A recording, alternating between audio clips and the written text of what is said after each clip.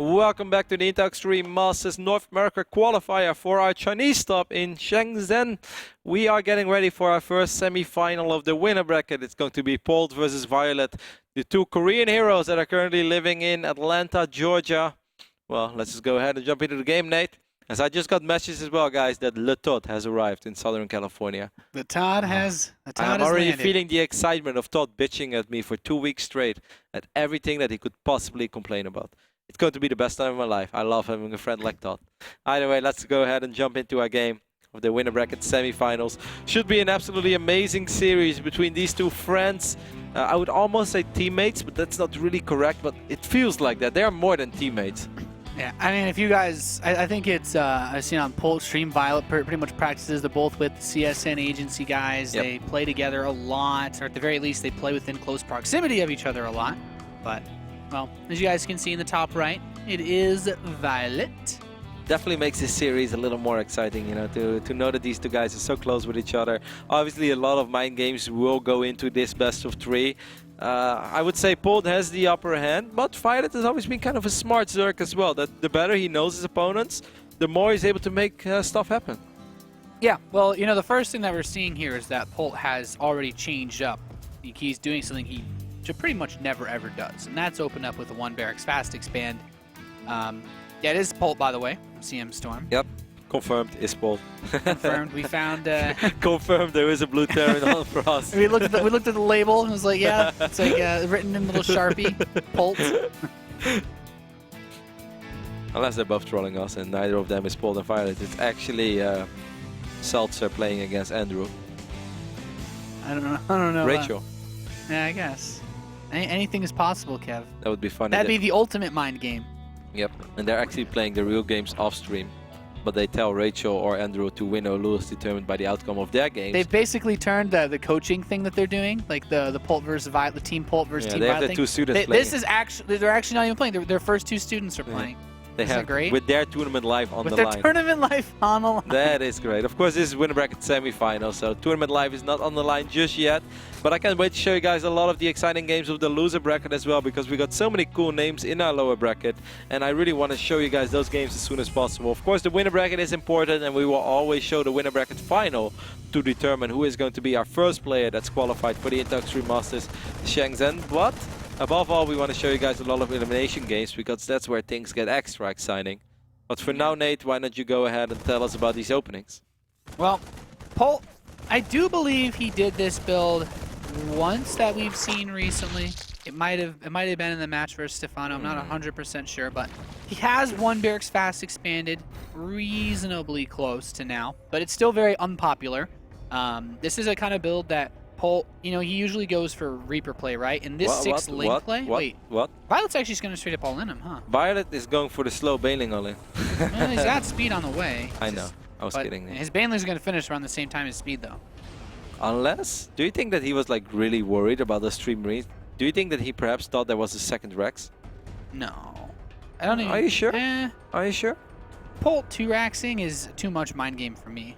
But, I mean, the way that he's opened up is already different enough that I can see why viOLet would be, you know, at least mildly concerned. Yeah, and now you might just think like, I'm already halfway through. Might as well go all the way. Yeah, you know, this is... 14... Polt is just bullying people with their build orders. Look what he did to poor Suppy. He's like, you need to make a bunch of roaches because I'm going to hellbat all in you. JK not going to hellbat all in you. Have fun with all your roaches. And now viOLet's going to have all these banelings and zerglings and nothing to do with them. Well, I certainly could win the game with them, but it's not going to be easy. It will all come down to these Hellions. Will those Hellions get trapped or not? That is just a massive game changer. And will these Hellions go scout? Oh, there are 6 slow banelings morphing up. They're going to wiggle in. Wiggle, wiggle, wiggle. Here come all the speedlings as well. Depots are lower. That's really nice. Zerglings run straight on in. The banelings can get in on this bunker if they want. The Hellions are the here. Marines, so smart. Marines are running for their lives. And I like this. You can at least try to keep them alive for a little bit longer than maybe he would have normally done. Yeah, important to note, Polt's only on 2 bases, so every worker he loses here is really serious damage. But do you think, no, I think viOLet already going back to droning is really smart. viOLet realizing that... Yeah, but he's still got so much on the map. Like, it is a smart decision for viOLet, but he doesn't even need to build more to hold Polt out of his natural for a little while.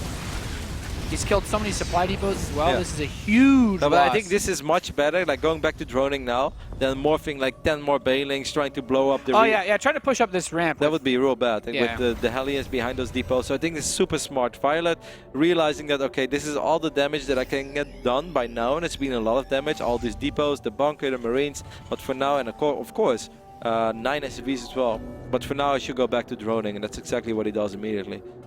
Good judgment there by viOLet. And he starts up a lair. His Zergling spread is perfectly set up to catch any Hellions that try to move across the center of the map. Polt did build a medevac though.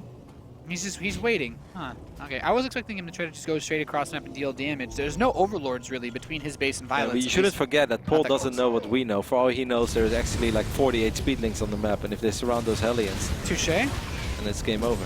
Good point. Good point. These Zerglings do run in. The Marauder being left up front.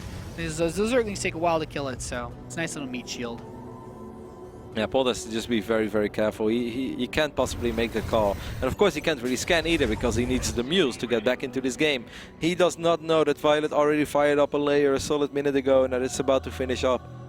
That is the beauty of this thing called Fog of War. I wonder if he's going to go straight into Mutas. I guess you don't really have any other options. Either Mutalisks or Nidus. Why would you go Nidus in this situation? You know, when I just started playing ITS, I thought Fog of War was really stupid. You're like, man, I wish I could just see all the other guys' stuff. No, because like in Command & Conquer and Red Alert, if you scouted once, you could always see it. And then there was this thing called Fog of War and Tiberian Sun, and I was like, lol, that's so stupid. Did he just kill his own creep tumor? I don't even know what the lore is behind Fog of War. He just killed. Where did all this fog come from anyway? Hey, he just killed his own creep tumor, and it was active as well. That's upsetting. Yeah, that actually rustles my jimmies a little bit. He's building 2 spine crawlers. He is worried about this counterattack potential from Polt because he knows that he wasn't on 3 command centers. He's getting a spider as well between these 2 extractors. I'm not sure. I heard a scan go down, but scan saw the layer, so that's a little bit of a tell. I mean, the layer should say everything, unless there were already roaches on the field, because then he's not going to go for roach speed. But Polt's going to go back into medevac production. He's also going to squeeze out a Viking, as is Polt standard. Polt Gold standard Viking. And there are quite a few overlords to be hunted on this map, so never a bad decision. Yeah. Actually, for someone who knows Polt as well as viOLet, I'm surprised that he like spread out 9 overlords around the map. Of course, the timings are very different, so he will actually have Mutalists to shoot down this Viking. Maybe it's the bait. These Hellions are pushing out some serious damage on this hatchery. This might be the first time ever we see a hatch die against Hellions. Yeah, how beautiful is that, Kev? Very beautiful if you have a Zerg heart. Well, 8 Mutas are on the way. Widow Mines being produced in 5 Marines at a time. So Polt has everything he needs to deal with Mutalisks and Zerglings. The Banelings, of course, can still be a little bit tricky, but there's not a lot of creep spread going for viOLet. He's going back into Zergling production. This I do like, because Polt, well, he doesn't have any missile turrets, does he? A lot of active creep tumors over here. He's killing them tumas. Yeah, I feel too many. Here is that one annoying Viking. Mullers are going to ignore it for now and just fly straight to the main base, which is a wrong decision as there are plenty of Marines there. There's a lot of Marines waiting. I hope for viOLet that he's going to pay attention to his Mullers, which he's good enough to do that. Stim is ready as well, correct? Upgrades? Yes, yep. Stim is easily ready. One Muta is not going to fall. No. Or Muta, as Zoka likes to call them. Those Mutas are quite annoying. You know, a long time ago, Nate, perhaps you don't know the story. We were at Home Story Cup and then Zoka came up to me and he's like, hey, it was a pretty good cast. I was like, thank you. He's like, but you really have to stop one thing. I was like, what? He's like, don't call them Muta, it's Muta. And he like shouted in my face and he was German. So it was really intense. And I was like, wow, Zoka, calm down. He's like, no, it's Muta. Getting the he was really upset about that. Getting the pronunciation right is key.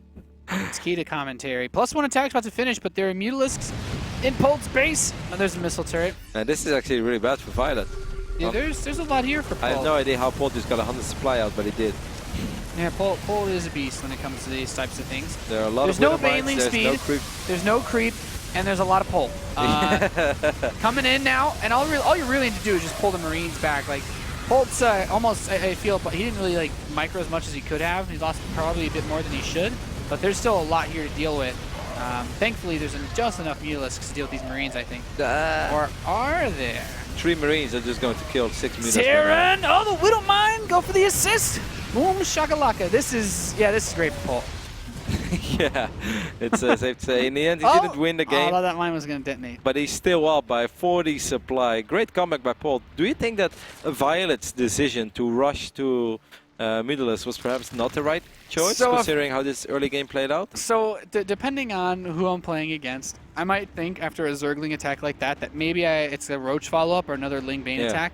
And you want to build a lot of Hellions, right? And you're like, well, I have a Starport. Let's get a Viking. Maybe we'll get some Banshees. And then Mutilisks are great. Like, it's the best thing that you could possibly do. And that is the common follow-up. So, I can't fault him for it because the popularity of Banshee openers has made 2-base Muta a good build again. But Polt doing such a good job as well in like denying the creep spread. Yeah, That made Polt's that an push. animal. Because if this creep spread was actually covering the Zelnaga Watchtower, then viOLet would have had enough time to get a few more banelings out and clear this up all just a little bit easier. I'm still not going to say that he would have crushed it, but it would have been better than in the last fight where he actually lost all of his middlers. Banelings are rolling forward. Withermind's getting a couple of awkward shots off, but in the end, a few too many Marines survived this bailing wave. As GG is called, and Polt will take a 1-0 lead in the upper bracket semi-final against viOLet in pretty convincing fashion, considering the fact that the start wasn't really all that pretty. No, not at all. It's just like when you look at the setup, right? You have the lead, and in viOLet's case, what he did with his lead was get out that tech. He was completely unattacked. Really, like the Hellions poked some creep tumors, but they didn't kill anything, and that allowed viOLet to go right up to lair. He could have taken a third base and maybe tried to squeeze out some Zerglings. It was an option. He could have tried to get a Roach Horn and go for a follow-up attack. That was certainly, I think, maybe even a reasonable option in that case. But when you're up against Polt and you say, well, I'm going to go Mutilisks, Polt, he just decided that the safest way to play was just get as many Marines as possible. And it paid off. It paid off pretty well for him. So viOLet just trying to be, I guess, a little bit too fancy with how he used that lead he gained from the Zergling attack. But you also have to consider you don't build drones when you do those attacks. Did we underestimate how much viOLet crippled his own economy with the bailing attack? That was. Was he ever ahead? I would say if you kill that many workers off a 2-base Terran, you definitely are ahead. But if I looked at the income tab, you know what the graphic showed us? There was never a moment in that game where Polt was being outmined by viOLet. Never.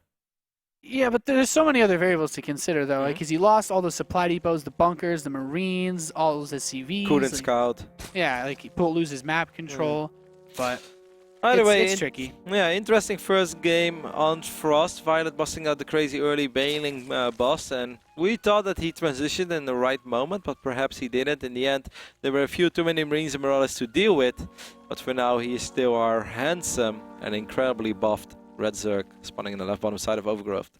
viOLet. They put up the first picture from like those guys getting ready for their training camp thing. And viOLet actually, he's jacked. Yeah, viOLet is buff like hell. Now I understand why he wasn't playing any StarCraft in Korea. He was in the gym all the time. He spent the whole time in the gym. He's got some white shoulders now. He's handsome as hell. Of course, going up against this blue Terran spawning on the right top side of the map. His buddy. They're currently living together, both represented by CSN, or at least they're living in the same area. Atlanta, Georgia, it is CM Storms, Polt. Do you think Polt is command center has extraordinary abilities?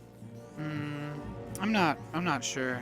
I think if you should win, if you like win BlizzCon, your like Nexus should have an option, having like a different number or a different something than everyone else. Yeah, you know, there's actually a funny bit of lore. I have never actually seen anyone from Blizzard explain it, but on the interface, the original StarCraft 2 interface, on almost every single Terran building, there is 54 hidden somewhere on it. Yeah.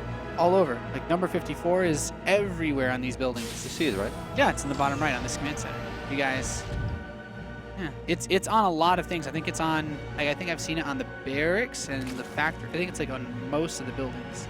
You can find it somewhere, but maybe it might be on like the reverse side when it's flying. I'm not sure, but it's on a lot of stuff and the interface. So someone at Blizzard likes the number 54 a lot.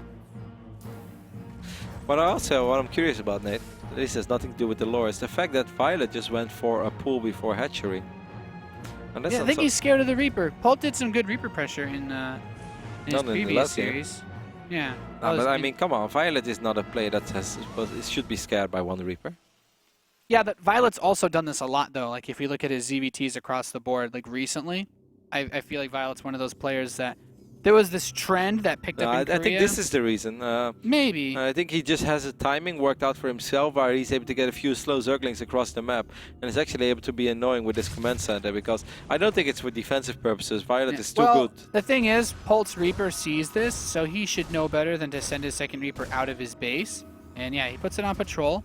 The most he could do is delay the command center because if he focuses the SCV, then yeah, he has to pull the SCV off the command center, it'll die, but that Reaper will kill them. He shouldn't take any real damage. And it's really funny how quickly they pick up on these kind of things, right? Ooh, viOLet almost. Is it possible to surround a unit with 4 zerglings? I think so. Yeah, it should you be. get from 4 corners, maybe. It's always tricky because in StarCraft 2, the way the engine works, units that are moving take up less space than units that are standing still. That is weird. In Warcraft 3, like the 4... That's why if you're Zealot, if you try to move your Zealot to block at the last minute, sometimes the Zerglings can slip past it because it's not standing still yet. When you were able to get like 4 grunt surrounds in Warcraft 3, it was like the best feeling ever. It was so perfect. Probably has some highlight videos on YouTube with perfect grunt surrounds. I had a lot of great moves too. The worker hug of death is the best. I agree.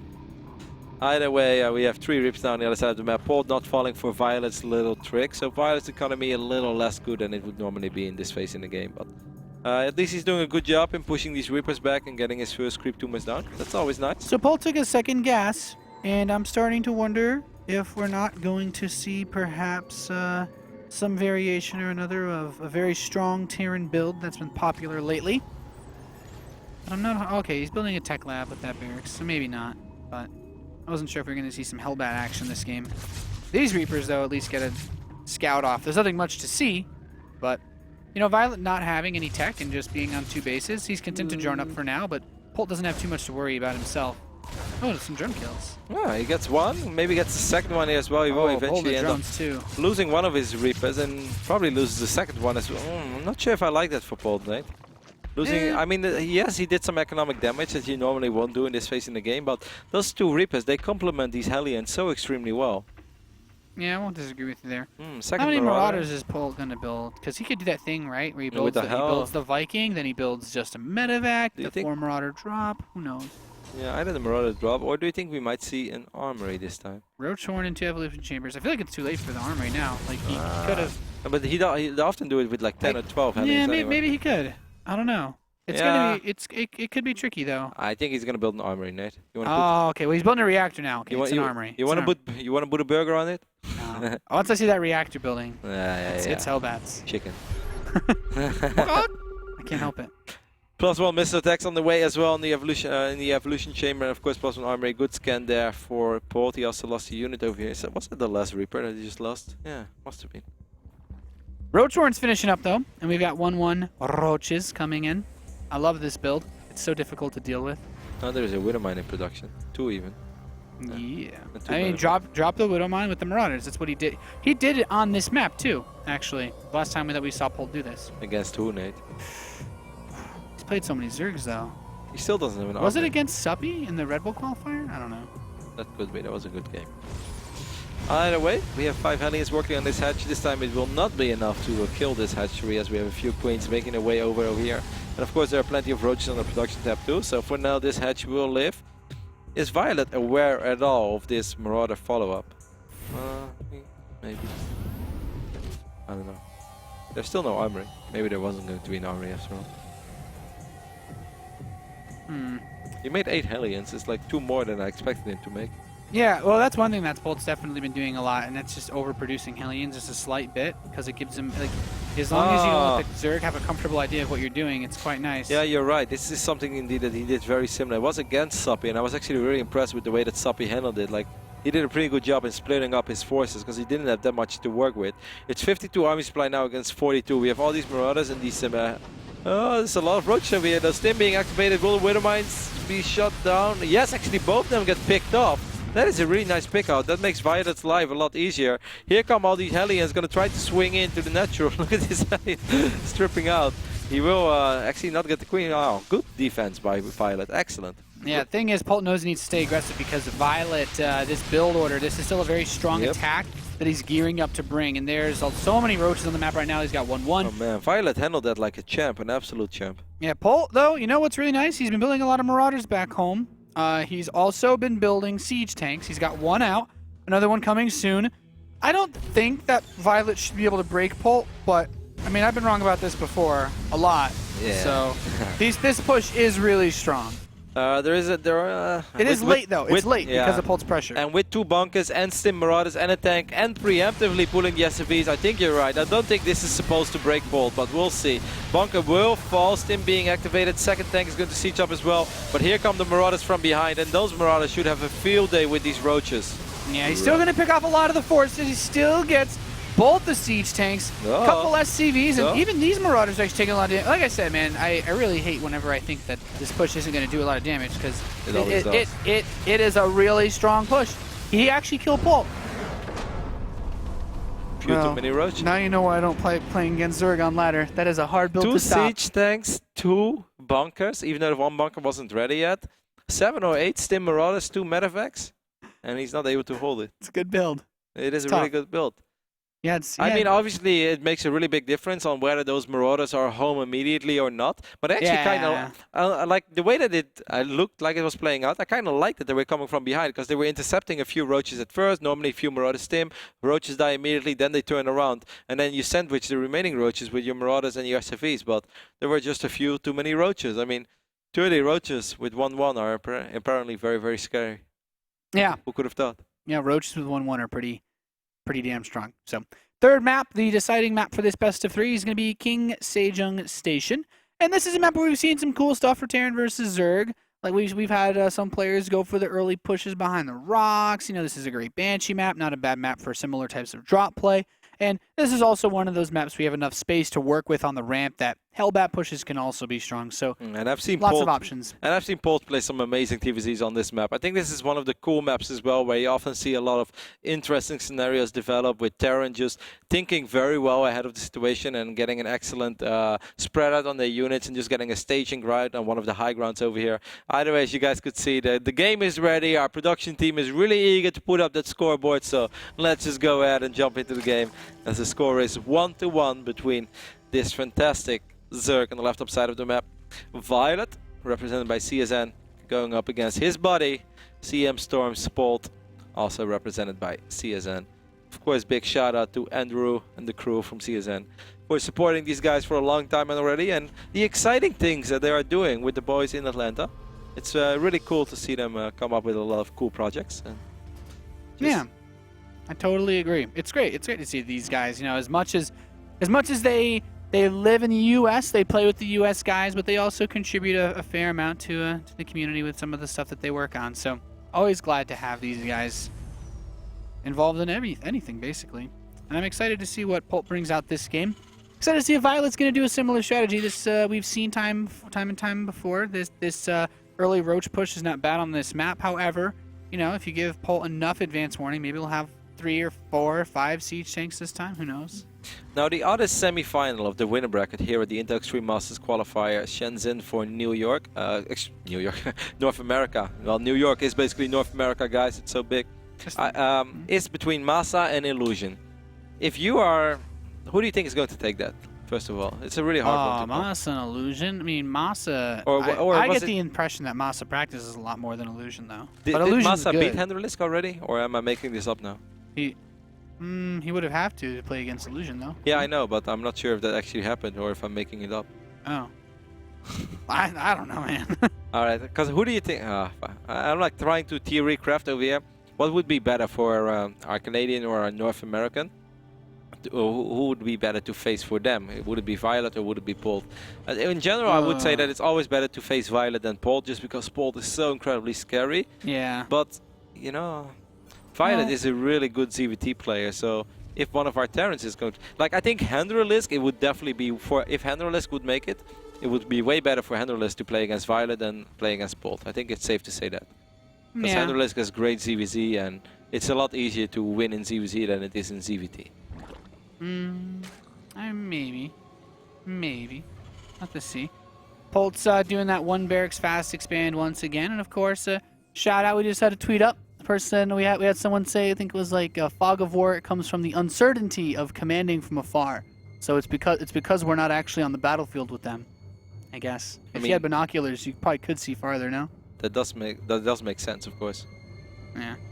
So 2 gas on the way for Polt.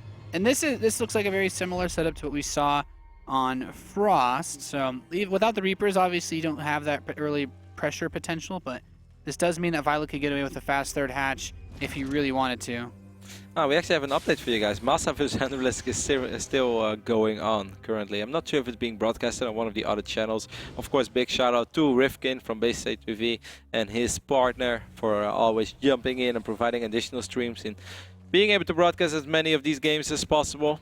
Like Nathan Me said earlier today, in the future we might be able to bring 3 games at once, but for now we need help, we need backup, and we're very happy with the guys from Base State TV. They're awesome. Hell yeah. Factory is on the way with the reactor, so nothing really crazy here from Polt so far. But this is a pretty cool series so far, I have to say. viOLet just droning up like crazy. Now he's going to take some gas, but he hasn't really had much to worry about because honestly, this is not a build that opens up super aggressively for the Terran. Nope, not at all. And I would really be surprised if this doesn't turn into a macro game, especially on this map.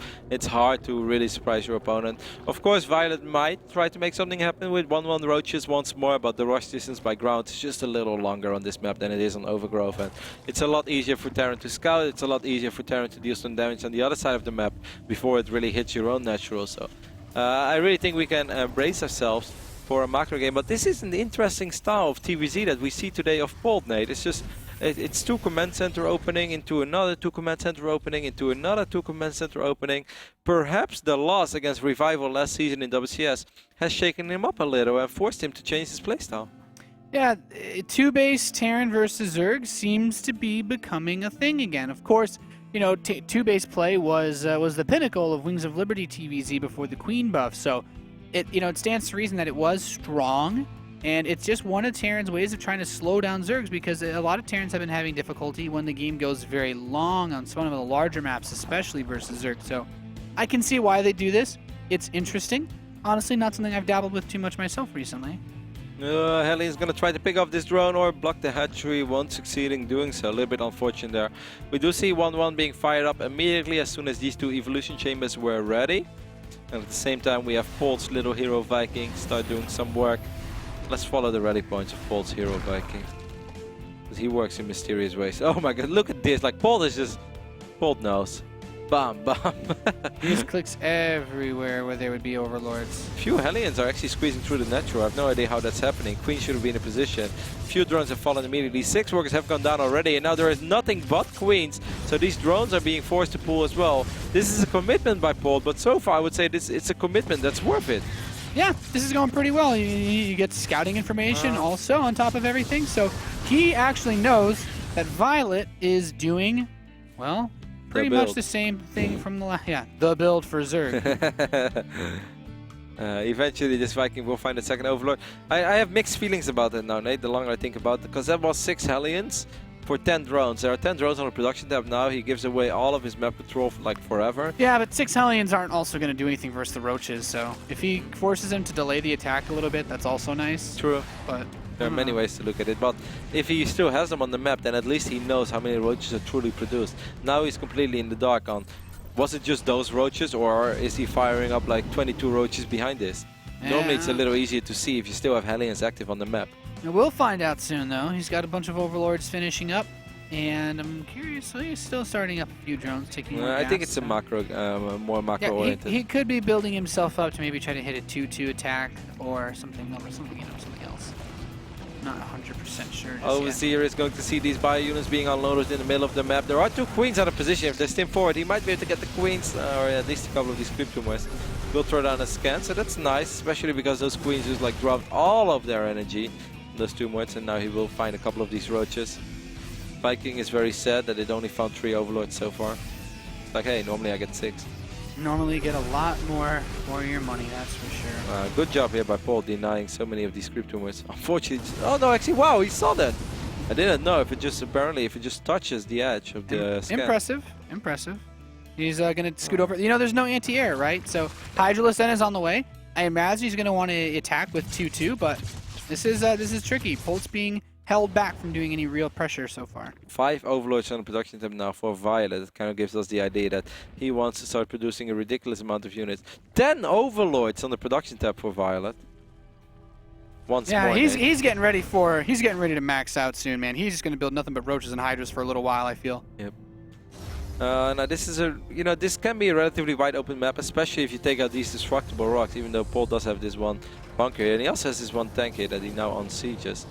We often say this, Nate, and it started to sound like we both are just repeating ourselves over and over again like a broken record, but it's so important for a Terran to not take silly fights with 145, 155 supply if you play against Roach Hydra. If you play against Roach Hydra, just sit back, get at least 2-2 bio, eventually 3-3, rely on your siege tanks, bunkers and missile turret, maybe missile turrets, but especially Widow Mines. Just sit back and let the Zerg attack into you and just shoot it down with your tanks. The moment you start exposing yourself in the middle of the map, that's when Roach Hydra can shine.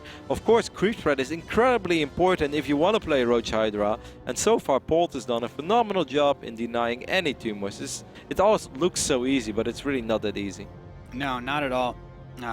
Armory is on the way. You know what's really scary is Polt's 2-2 is going to be quite late. So if viOLet decides to attack when those upgrades finish, it's going to be very difficult for Polt to stop. viOLet, as we can see, though, he's going to drone up that 4th base before he commits to anything. I don't think that this is a little unfortunate for Polt.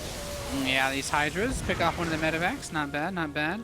Polt Still a while to go before Hydra speed is done, though, so Polt can try to abuse positioning. I mean, Polt really should not have to struggle against this attack, even though 2-2 is about to finish up and there are more and more roaches on the way. He has a lot of bio units still active on the map. He's again going to try to deny all these creep tumors. Polt has done a fantastic job in just not allowing viOLet to spread creep, which is really the backbone of this entire composition. Because, Hydra's off creep against tanks is just like, no. You don't want to see it. No, it's just bad. It hurts. It's just bad. It hurts. Second and third factories are coming up for Polt. Still pumping out lots of Marines. Tank count looking 6. Okay, so he should be getting ready to gear up and go soon. The optimal time to kill a Zerg player with Roach Hydra is pre-Hive, and there is no Hive. So the infestation pit just now starting. It gives Polt a window, and it just kind of sucks because he obviously wants to have his 2-2 upgrades, but the longer he waits, the better this army is going to get, because Polt's maxed out, but the ability to remax for Zerg is always a strong suit, and he does have more bases right now. This forward base is up and running, sort of. At least he's getting the gas income from those extractors. Polt decides to move out when he's maxed out, and 2-2 is about to finish up. I say that, but it's still 90 seconds away, so he's going to have to buy some time. Even though I don't think that it's going to make the difference of the outcome of the fight, as long as he's leaving so many tanks behind. Then he has to actually be very careful with his bio units. I think he just wants to avoid an engagement with his main army and then force like a base trade, like force him to attack into all those siege tanks. Polt is really spreading himself very thin now. He has 130 army supply, but he has a solid 20 over here in these medevacs, and maybe like 24, including the Viking and the Marine. Then he has a lot of bio units active. He left so many tanks behind.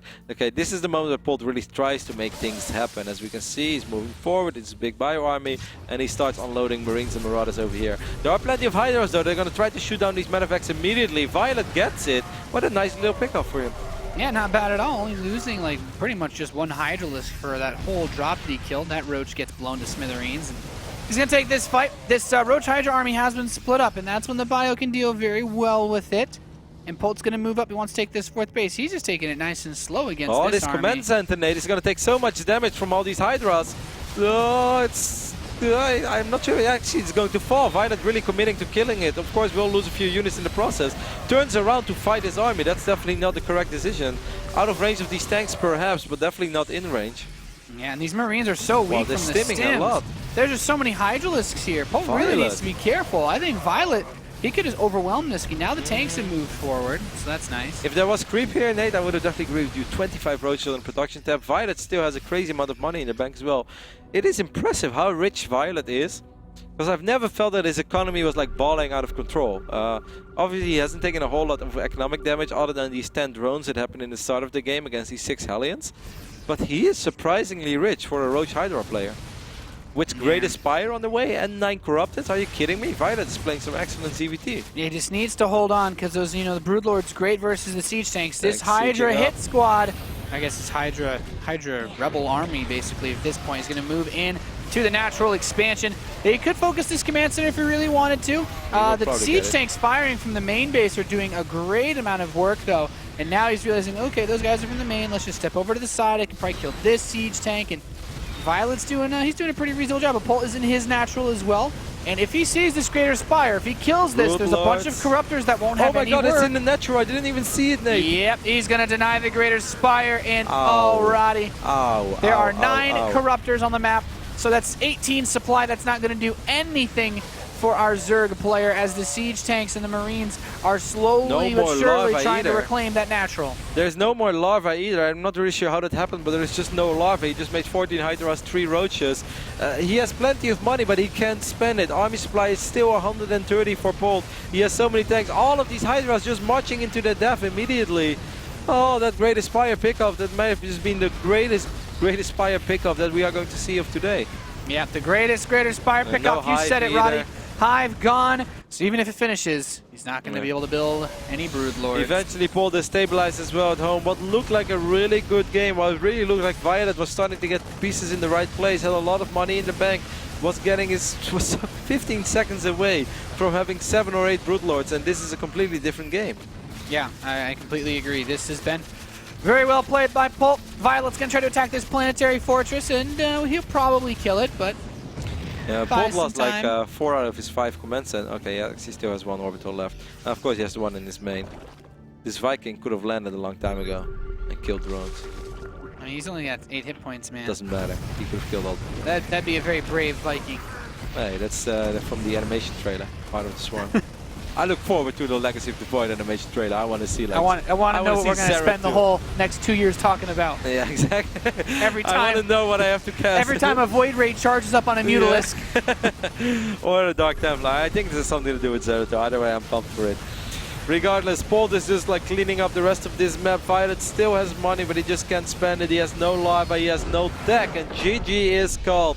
And CM Storm's Polt was on the verge of dropping down to the lower bracket, but in the end it doesn't go that far, as he will move on to the winner bracket final, which means that right now Polt has 2 best of 3s to qualify for the Intax 3 Masters Shenzhen.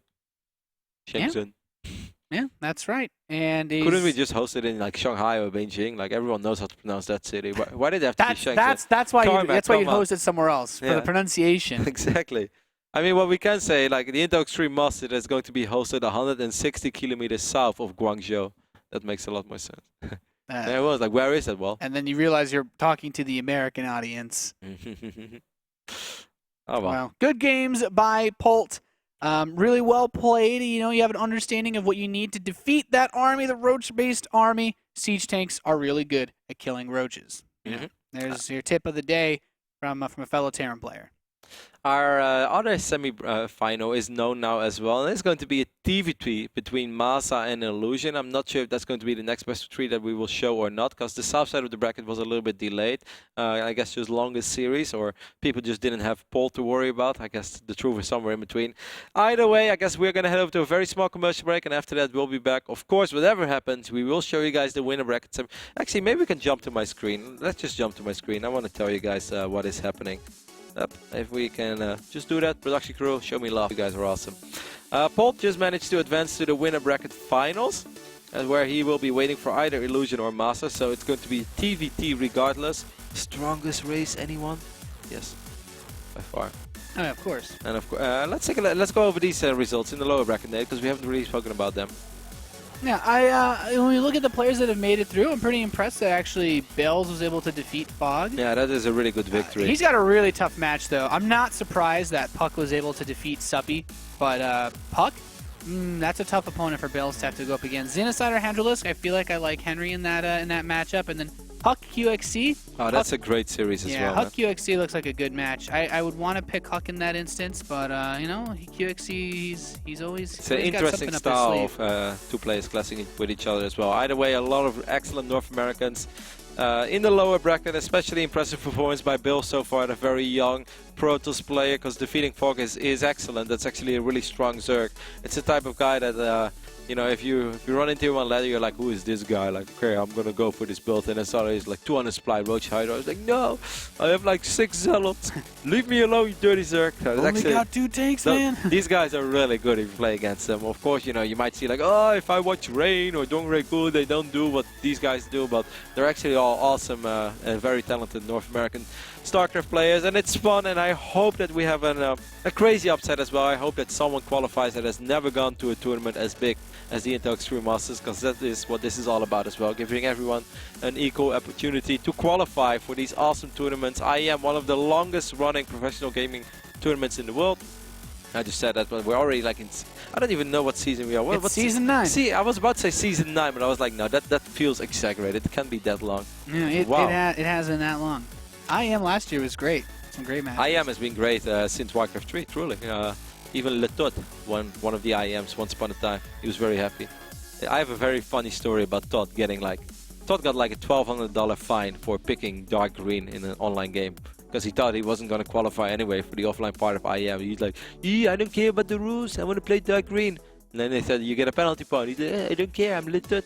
And then he still qualified for the offline finals, and he won the entire tournament. But because he had a penalty point, he had to pay a certain percentage. That's a lot of money just because you want to play a certain color. Yeah, but it's because like the penalty is like a certain percentage of your prize pool. But Todd thought he was only going to win like $600, you know. So maybe he would have got like a 60 and like I don't know, a very small fine, maybe like $10 or $15 for being dark green. He's like, I don't care. But then he eventually still qualified. He won the entire thing, $15,000 for Le Tut and a big trophy. That's rough. That was rough. Nah, in the end of the day, it's still a good day because you win IEM, and that's what life is all about. Either way, we're going to head over to a very small break as we're going to recover, drink some water, and then we'll be back with more StarCraft 2. I don't know who it's going to be, but I know it's going to be fun. Hopefully you guys enjoy the show as well. Let us know in the Twitter universe, #IEM, and follow us at twitter.com/IEM. I'm lost for words. We'll be right back.